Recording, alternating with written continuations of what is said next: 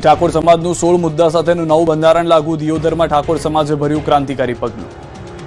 જે માંડવિયા હોય, જે આપણા પ્રસંગો હોય એ ઢાળા પ્રમાણે રોકડમાં ઓઢમણું કરવાનું રહે છે। મામેરામાં ઓછામાં ઓછા એ 11,000 અને વધુમાં વધુ જે ઢાલમાં મેળવાના એ 1,51,000 થી વધારે જાહેરમાં કોઈ રકમ મૂકી શકાશે નહીં।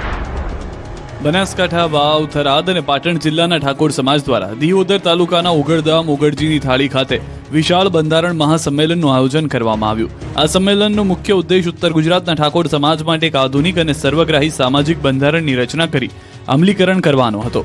મહાસંમેલનમાં સમાજ સુધારણા અને કુરિવાજો નાબૂદી જેવા 16 જેટલા વિવિધ મુદ્દાઓ પર ગહન ચર્ચા કર્યા બાદમાં જેમ વિધાનસભામાં નાણામંત્રી બજેટ રજૂ કરે તેમ સાંસદ ગેનીબેન ઠાકોર સમાજનું નવું બંધારણ લઈને મહાસંમેલનમાં ઉપસ્થિત રહ્યા હતા।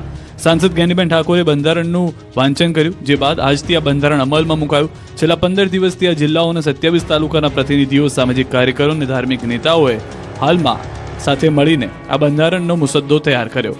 આ સાથે જ સદારામ ધામ માટે ગેનીબેને ખોળો પાથરી ભીખ માંગી હતી, તો બીજી તરફ આ ધામ માટે સાંસદ આગેવાનોએ 1 વીઘા જમીન આપી છે। આ સાથે નિર્ણય લેવાયો છે કે બંધારણને ફોટાથી મઢાવી લેમિનેશન કરી 1 કોપી દીકરીને લગ્ન સમયે માંડવે ભેટ સ્વરૂપે આપવાની રહેશે, જેથી વેવાઈને વેવાણ મોઢું ના મરડે।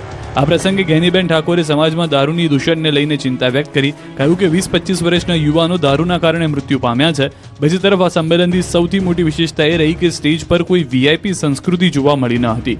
કોઈ પણ મહેમાન માટે ખુરશી કે સોફાની વ્યવસ્થા રાખવામાં આવી ન હતી। ગેનીબેન ઠાકોર સહિતના તમામ રાજકીય અને સામાજિક આગેવાનો સામાન્ય નાગરિકની જેમ જ જમીન પર ગાદલા પાથરીને બેઠા હતા। આ સંમેલનમાં અલ્પેશ ઠાકોર, ચંદનજી ઠાકોર, લવિંગજી, જગદીશ ઠાકોર સહિતના ઠાકોર સમાજના નેતાઓ હાજર રહ્યા હતા।